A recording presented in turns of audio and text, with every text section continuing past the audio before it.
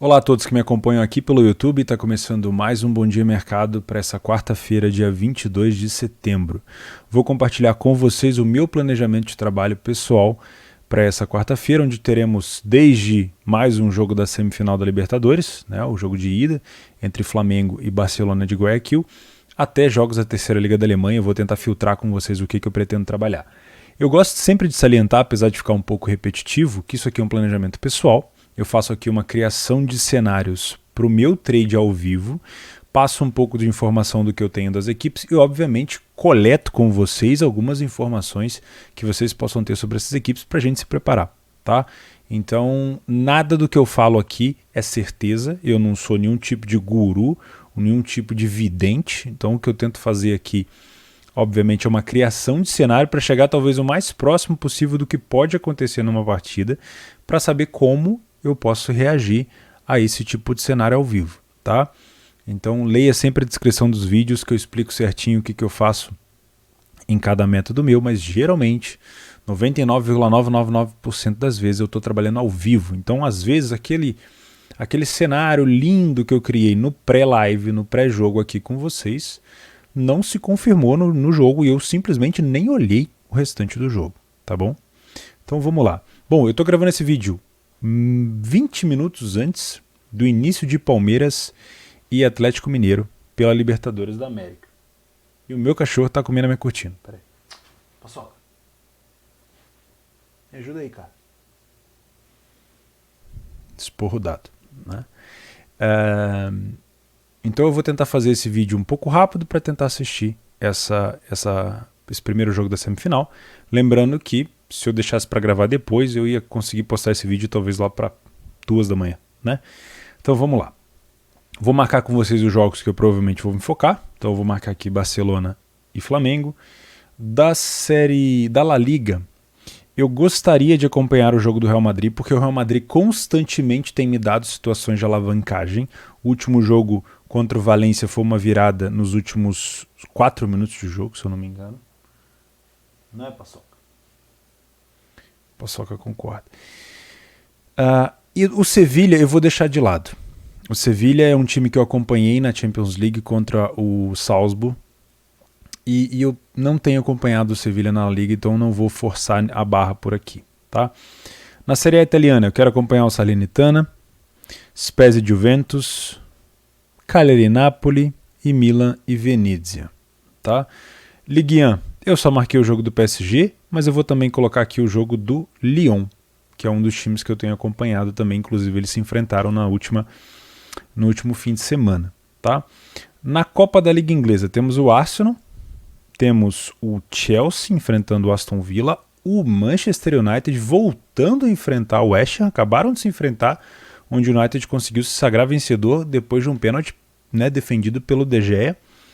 Temos o Leicester jogando também e um belo jogo aqui entre Wolverhampton e Tottenham, tá? Na Sul-Americana, Red Bull Bragantino aqui embaixo e Libertad, São Paulo e América Mineiro. A Série B italiana eu não vou marcar nada, se eu tiver disponível esses horários eu dou uma olhada. Série B, Vitória e Operário, Vitória e Curitiba, Operário e Ponte Preta, e aqui um jogo da terceira Liga da Alemanha. Então beleza, vamos à nossa gravação. Deixa eu apagar aqui o que a gente teve de oportunidade no dia de hoje. Bom, tivemos um 2-2 do Bolonha com o Genoa, parece que foi um final... Vou fazer um parênteses, tá? Agora tá mais tranquilo o tempo aqui.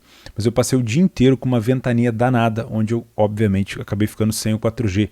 Então eu consegui acompanhar um pouco dos jogos, mas quase sempre, por conta da ventania, minha antena foi pro saco várias vezes. Então eu fiquei com receio de colocar algum dinheiro no mercado e ficar preso ali. Tá? E aqui na roça não tem essa, fiquei preso no Wi-Fi e vou entrar no 4G para fechar. Não, o 4G já é a minha internet principal, então não tem muito essa escolha. Tá? Então eu preferi ficar de fora.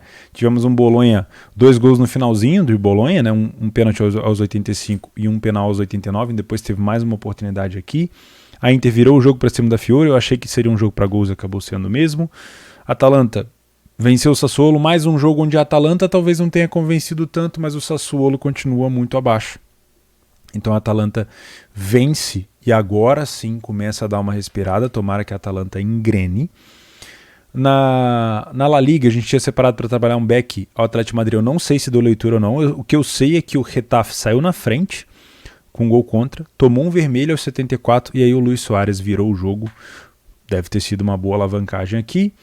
Não tinha separado o Raio Vallecano, mas o Radamel Falcão novamente marcando no finalzinho do jogo, dando provavelmente aqui mais uma oportunidade de alavancagem. Foi na falta no último lance.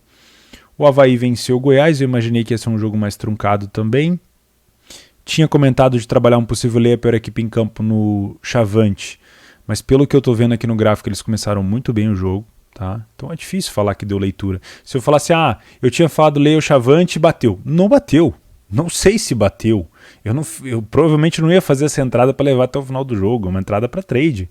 Então pode ser que em algum momento, talvez esse pico aqui, houve um lei ao Chavante. Mas, cara, como eu não fiz o jogo, eu não posso chegar aqui e falar, porra, show. Não sei. Me avisem aí se vocês conseguiram pegar alguma coisa contra. Pelo que eu tô vendo de estatística aqui, no primeiro tempo, foi um primeiro tempo muito laicar, né? Então, não sei. Não sei dizer. E Sampaio Corrêa e Brusque, 2-2. Acabou de terminar. Então vamos lá, deixa eu deletar os finalizados e vamos passar aqui por cima do que interessa. Dia 22/9, quarta-feira. Deletamos aqui os jogos para gol. Deletamos o back favorito e vamos ao que interessa. Bom, a Salernitana chegou à sua marca incrível, se eu não me engano, de 4 jogos e 4 derrotas com 12 gols sofridos. Como eu imaginei, vai ser um saco de pancadas esse ano, vai ser o time do checkpoint. Eu não consigo ver outra coisa nesse jogo a não ser pensar em algo a favor do Verona. Porém, temos que levar em consideração o último jogo do Salernitana. O último jogo do Salernitana foi contra a Atalanta em casa. E dentro de casa a torcida apoiou muito e a Atalanta teve dificuldade para vencer o Salernitana. Ouso dizer que se a Salernitana tivesse um pouquinho a mais de qualidade, ela teria dificuldade a vida da Atalanta. E eu acho que o Verona vai passar um pouco por isso. Tá? O Verona vem de uma vitória muito expressiva para cima da Roma no fim de semana, porém isso não apaga o fato do Verona ter tido 3 derrotas nos primeiros 3 jogos. Tá? Então eu acho que o favoritismo nesse jogo ele é exclusivo por conta da má fase do Salernitana, e eu acho que esse jogo pode dar sim pra gente uma possibilidade de ler para a equipe em campo. Salernitana contra o Verona, e aqui pode pegar para os dois lados. A gente pode ter uma Salernitana realmente confirmando um possível lei para a equipe em campo a eles, que são muito fracos, mas uma correção de preço às vezes do Verona, que está com uma cotação baixa. Tá? Eu ficaria de olho aqui nas bolas paradas. A Salernitana defende muito mal esse fundamento. Em relação a gols, a Salernitana marca pouquíssimos gols e o Verona também está numa média bem baixa, então eu não vou trazer esse jogo para gols não. Tá? Spezia e Juventus, a Juve vem na zona de rebaixamento. Qual foi a última vez que você viu a Juventus numa zona de rebaixamento? Difícil, né? É muito difícil disso acontecer. E o Spezia vem em 14º.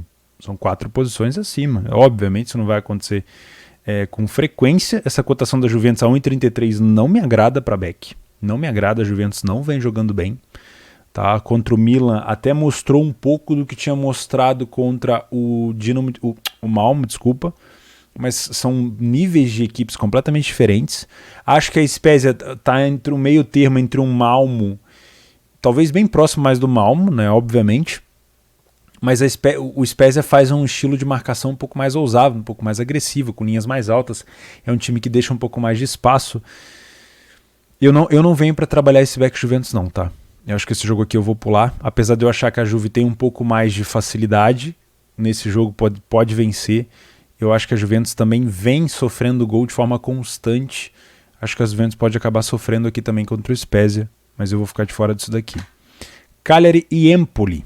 Bom, o último jogo que eu acompanhei do Cagliari, deixa eu refrescar minha memória, foi um 2-2 acima da Lazio. Olha só, foram 2 jogos seguidos do Cagliari que me deu a oportunidade de alavancagem. Foi um 2-0 em casa que ele estava vencendo o Genoa e tomou a virada para 3-2. E foi um 2-1 que ele estava vencendo a Lazio, tomou um empate para 2-2 e quase tomou a virada. Então é um time que eu gosto de trazer para um possível mercado de gols, porque tem me dado essa sequência de alavancagens. Toda vez que isso acontece, eu gosto de acompanhar as equipes. Tá? Eu sempre tento no início do ano dar uma conferida em quais são as equipes que estão se mostrando para mim, e o Cagliari já fez isso talvez na temporada 2017, 2018. Qual é o time que está me dando uma sequência boa assim, de situação de alavancagem, um time que se joga, vai para cima. Eu acho que pode ser interessante ficar de olho aqui, tá? Cagliari contra o Empoli, que tem se mostrado um time também muito louco, né? Tomou 3-0 da Samp, tomou 2-1 da Venezia, venceu a Juventus fora de casa, tomou 3 da Lazio. É um time que defende muito mal, mas é um time que vai muito para cima. Se eu não me engano, o Empoli passeou na Série B, tá? Então acho que pode ser um jogo bom para gols aqui. Milan e Venezia. Talvez aqui a gente tenha um possível back favorito no primeiro tempo. Aqui eu tô só em dúvida em relação ao Venezia, porque não foi uma equipe que eu acompanhei. Eu ainda não consegui acompanhar nenhum jogo cheio dos 90 minutos de Venezia, de Milan e Venezia. Eu não sei qual é a equipe que vai enfrentar o Venezia. O Milan me deu uma amostra muito boa contra a Lazio, jogou muito bem contra o Liverpool, mesmo tendo perdido. Tem alguns pontos que precisam ser corrigidos, talvez a lesão do Ibrahimovic tenha dificultado um pouco as coisas, o Ibra aqui é dúvida, pode ser uma possibilidade aqui de se trabalhar um possível back ao Milan, tá? Mas é como eu disse, eu tenho um pouco de receio por conta do time do Venezia que eu não acompanhei ainda. Copa da Liga Inglesa, Wolverhampton e Tottenham, aqui a gente tem que fazer um parênteses. Toda vez que a gente trabalha em situações de Copa, principalmente a Copa da Liga Inglesa, que na minha opinião talvez seja a terceira Copa mais importante na Inglaterra, ou até menos, a gente tem que ver a escalação e a vontade das equipes. Eu também falo isso sobre a Conference League, né? Por quê? Hoje a gente pôde observar o Liverpool entrando com vários jogadores reservas, o City também. Então deixa um pouco a desejar em relação a planejamento aqui, tá? Eu prefiro pular esse jogo. Eu poderia trazer para um Leipzig a equipe em campo, porque é um jogo bem parelho, mas eu não sei qual é o elenco que o Tottenham vai trazer. Eu acho que o Tottenham não tem um elenco tão vasto assim, capaz de administrar várias competições. Premier League, Copa da Inglaterra, Copa da Liga Inglesa, Conference League, acho que é muita coisa e o Tottenham vai ter que focar, senão não vai ser campeão de nada, como muitos anos vem acontecendo, tá? Esse jogo do United contra o West Ham eu quero assistir, mas eu também estou em dúvida em relação à escalação, né? Que tipo de importância o United vai dar para a Copa da Liga Inglesa? Na verdade, a gente olha para esse confronto e acaba de ver um último confronto agora, que foi, se eu não me engano, foi um 2-1, né, exatamente, para o time do United, com a defesa do De Gea, como eu tinha comentado no início, mas fica aquela sensação de que os dois times não vão colocar todo o esforço que colocaram naquele grande jogo da Premier League. Então eu estou com um pouco de receio de vir buscar esse back United, tá? Talvez o time mesclado do United contra um time mesclado do West Ham, um time misto, tenha mais facilidade, né? Eu imagino assim, o time titular do United é muito superior ao time titular do West Ham, mas o West Ham consegue fazer talvez um jogo pau a pau, como fez. O time mais mexido do United talvez seja bem mais superior do que o time mais mexido do West Ham, né? Então, talvez a gente tenha uma oportunidade aqui para o match odds de um back favorito, mas agora pensando bem, talvez eu pule, tá? Millwall e Leicester City. Leicester City é 1,70. Leicester, há quanto tempo que eu não acompanho o Leicester? O último jogo foi contra o Napoli na Europa League, parecia um jogo de Champions League. O Leicester perdeu na Premier League para o Brighton. O Millwall vem na Championship na colocação 18º. Puta, que jogo estranho para acompanhar. Eu acho que eu vou ficar de fora disso daqui também, apesar de me parecer, dependendo do elenco aqui, que o Leicester tem um pouco de vantagem.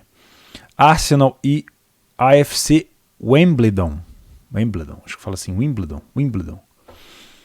1,14 para mim não vale a pena, principalmente se tratando do Arsenal. E aqui temos um Chelsea e Aston Villa, mais um confronto de Premier League, um confronto duríssimo, e mais uma vez me surge a mesma dúvida de sempre, qual é o time do Chelsea que vai entrar neste jogo? É o Lukaku, é o Kai Havertz, é o Jorginho, é o Kanté, é o Rudiger? É esse tipo de time que vai entrar ou é um time mais alternativo? Em que competição o Chelsea vai focar esse ano? O Chelsea é o atual campeão da Champions, da Supercopa da UEFA. Me parece um jogo para back Chelsea, só que lembre-se, o estilo do jogo do Chelsea não é para mim tel. Tem gente que tem estilo para trabalhar esse estilo do Chelsea em back. Eu não tenho. Porque o Chelsea joga muito mais de forma reativa, deixando o adversário jogar, jogando um pouco mais no erro do adversário em transições, usando muito o Lukaku como pivô, não só para segurar a bola para os homens de ponta passarem, mas também como pivô dentro da área para cabecear. Perdão. Então, tá aqui um cenário criado para quem gosta de trabalhar esse tipo de cenário, para mim não serve, tá? Na Ligue 1, PSG e Metz. PSG é 1,30 fora de casa. Não gostei do que eu vi do PSG defensivamente contra o Lyon, mas eu já esperava um jogo para gols, porque o Lyon tem um ataque forte, apesar de defender muito mal.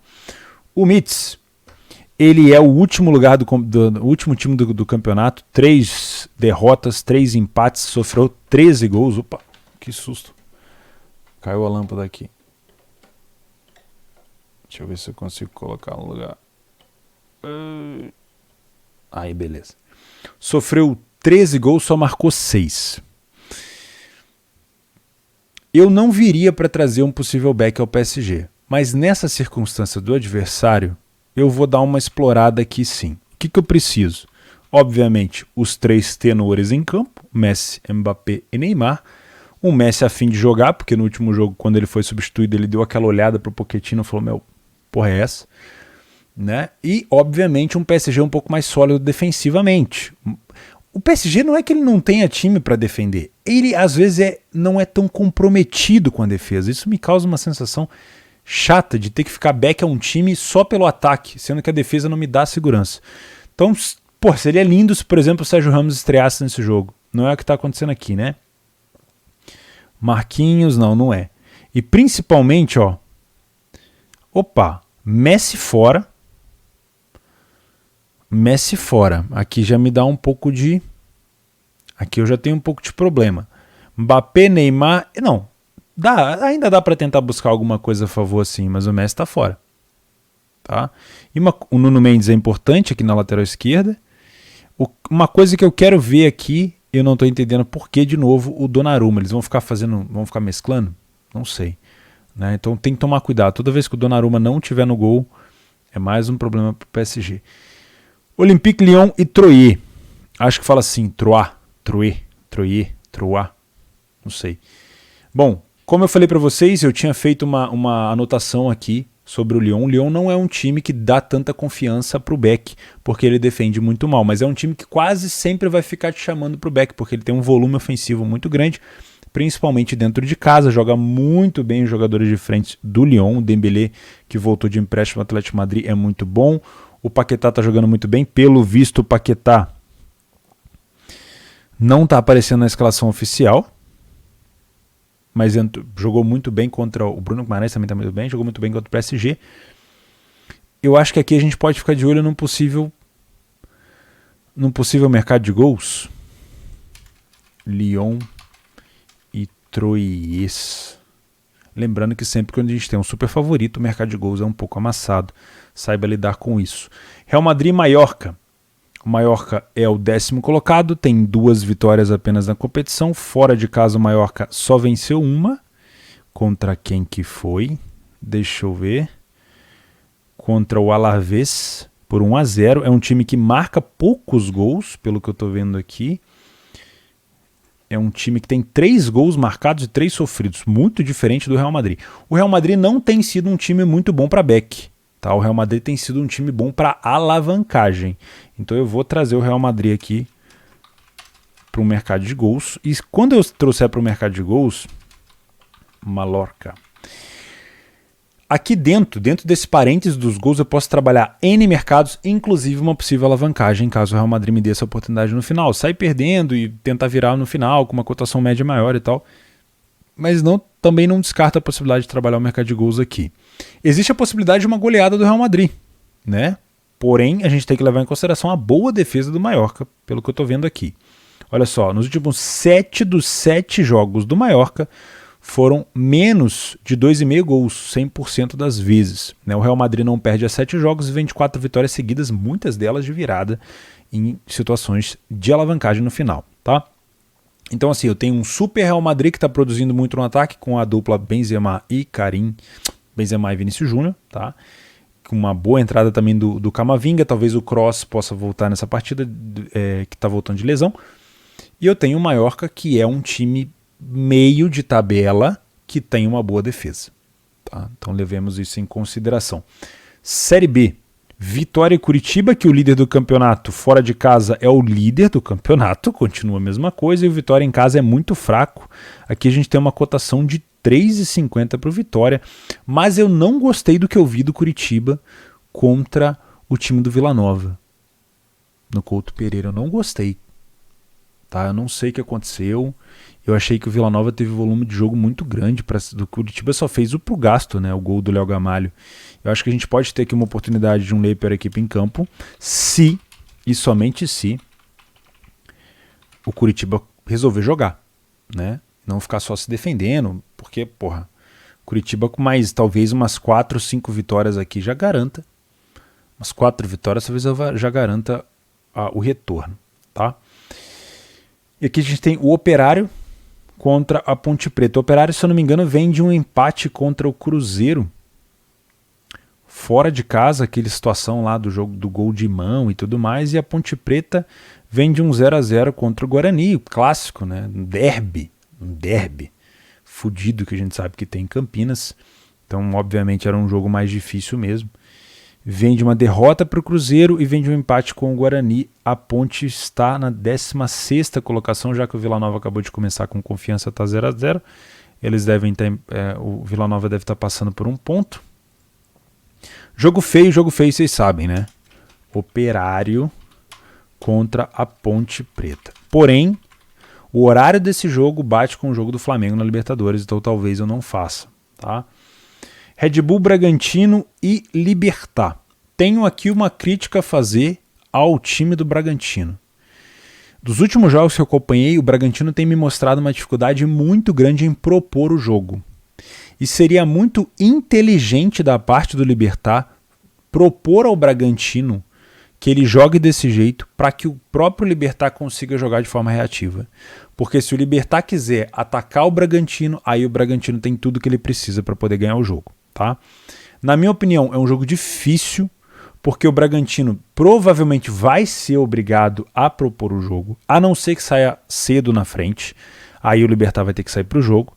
Então, assim, eu estou muito receoso de trazer o Bragantino para um back. Apesar de eu achar que o time do Bragantino ele é melhor que o Libertad vem numa situação muito difícil no Paraguai, vem de uma derrota de 3-0 para o seu arquirrival Olímpia, eu acredito que o time do Bragantino tem essa dificuldade de propor o jogo. Então, enquanto esse placar não for aberto, provavelmente o Bragantino vai ter dificuldade. E o Libertad pode explorar esses contra-ataques. Então eu não vou trazer nem para o mercado de gols, nem para o match odds. Eu prefiro observar esse jogo, tirar alguma coisa de valor e talvez, se for explorar alguma coisa para gols no final do jogo, alguma coisa no over limite e tudo mais. Mas se o Bragantino abrir o placar, olha só, o cenário, estou criando, tá?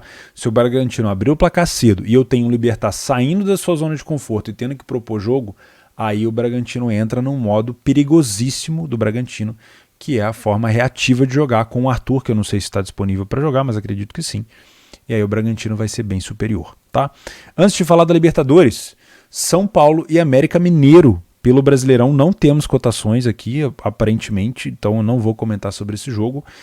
Eu acredito que essa cotação do São Paulo tem que estar em torno de 1,70, 1,90 entre esse arranjo aqui, porque o São Paulo vem de vitória para cima do Atlético Goianiense, o América vem de empate para cima do Corinthians fora de casa. Vou trazer para cá, ó, se fosse trabalhar alguma coisa. São Paulo, imaginando essa range de odds, tá? E América. E por último, fechamos aqui com Flamengo e Barcelona. Antes de falar desse jogo, vou lembrar vocês que a Betfair está oferecendo R$5 de bônus para quase todos os usuários, tanto os novos quanto os antigos. Eu, infelizmente, não tenho condição de ajudar todo mundo. Tem muita gente que fala, Theo, eu não recebi. Eu não tenho certeza de por que você não recebeu. Quando eles me passam a informação da promoção, geralmente é dizendo, olha, todo mundo está apto. E nem sempre é verdade, né? E aqui fica a minha crítica à Betfair sobre isso. Eles são parceiros do meu canal, mas eu não tenho papo na língua para falar. Geralmente eu comento a realidade mesmo aqui. Então é muito chato quando isso acontece. Você vai fazer uma promoção para todo mundo? É para todo mundo, porra. Então se algumas pessoas não estão recebendo, vão ao chat, reclamem, né? Exijam, se não der, paciência, pelo menos você tentou, mas a ideia é que dos próximos 10 dias esteja disponível R$5 de bônus para todos os usuários. Se você não recebeu, tente verificar a sua conta, às vezes você não verificou a sua conta ainda.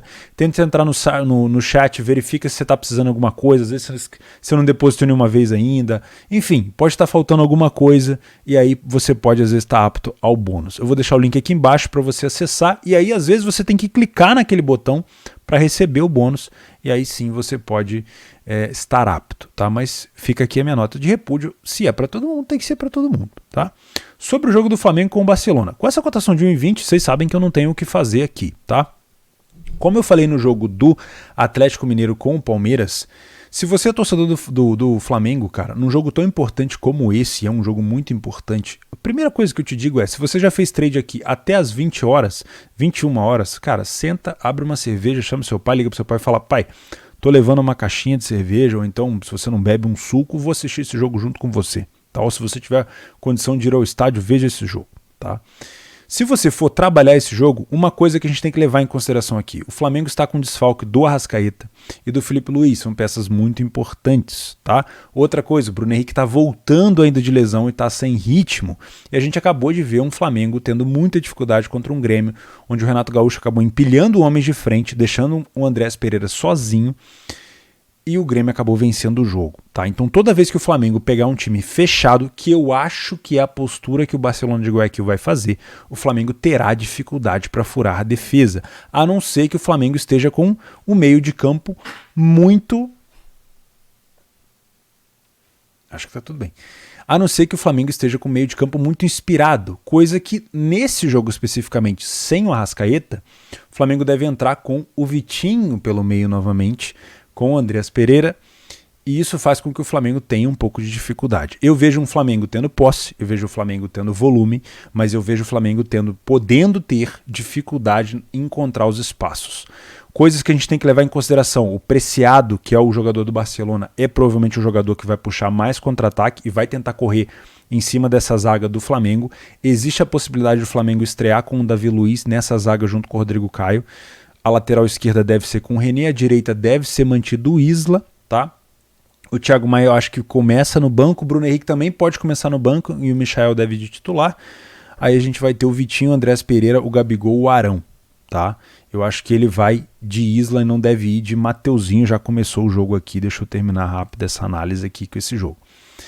Então assim, a gente provavelmente vai ter um padrão de back Flamengo, mas se a gente descobrir, se a gente desconfiar, se a gente ver que o Flamengo está tendo dificuldade de entrar nessa defesa, é bem provável que o Barcelona tente explorar esses contra-ataques com muito perigo, e aí sim o Flamengo pode acabar se complicando aqui. O Flamengo precisa sair cedo na frente ou abrir o placar para conseguir baixar a pressão e, obviamente, começar a tentar jogar no erro do Barcelona, que é o que o Flamengo hoje em dia com o Renato gosta de fazer. O Flamengo é um time que hoje com o Renato gosta muito mais de jogar de forma reativa no erro do adversário do que propriamente propondo o jogo. É só pegar os últimos jogos. Se você pegar o último confronto do Flamengo com o Grêmio, que foi 4-0 lá na Arena, o placar final foi a imagem final do jogo, mas o Grêmio conseguiu mexer muito com aquele time do Flamengo, porque o Flamengo não conseguia marcar pressão. O Flamengo não marca mais pressão no campo adversário. Isso faz com que o Flamengo tenha aqui acabe tomando um pouco mais de contra-ataque. Então, eu não gosto de trabalhar cotações baixas nem no Brasil, nem na Sul-Americana, realmente eu deixo de lado, mas eu diria para você que se você não for torcedor do Flamengo, tome um pouco de cuidado em relação a trabalhar nessa cotação, caso o Flamengo esteja com dificuldade de entrar na área. Tem alguns zagueiros do Barcelona que estão em péssimas fases, perdendo muito duelo aéreo, então talvez a entrada do Bruno Henrique com essas bolas aéreas seja importante nos escanteios, tá? O Bruno Henrique é muito bom nesse salto do escanteio. E se o Flamengo abrir o placar, esse jogo pode tender para os gols, tá? Então eu vou colocar aqui, ó, Flamengo e Barcelona, caso Flamengo abra o placar. Caso isso aconteça, tá? Se isso não acontecer, provavelmente esse jogo vai se tornar uma coisa mais truncada. E se o Barcelona sair na frente, o Flamengo vai ter muita dificuldade, como teve contra o Grêmio. E aí vai ter que usar muito das características dos seus meios de campo, da individualidade da galera do meio, para conseguir achar o seu gol. Beleza? Jogo difícil, tá? Eu como flamenguista, que vocês sabem que eu sou, não vou fazer o jogo. Prefiro assistir, vou tomar uma cerveja e é isso. Afinal de contas, a gente trabalha com isso daqui, mas também merece aproveitar um pouquinho. Beleza? Uma boa quarta-feira para todo mundo.